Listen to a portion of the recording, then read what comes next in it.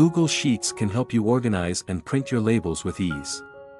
In this tutorial, we'll walk you through the process of setting up and printing labels directly from your spreadsheet.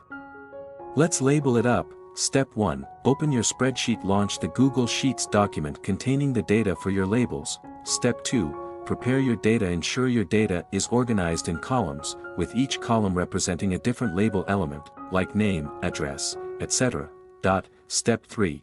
Set up label template. Use a label template or create one by setting the correct dimensions for each label in your sheet. Step 4. Merge data with template. Copy and paste your data into the template, aligning each piece of information in its designated cell. Step 5. Print your labels. Go to File, then Print. Adjust your print settings to match the label paper you're using.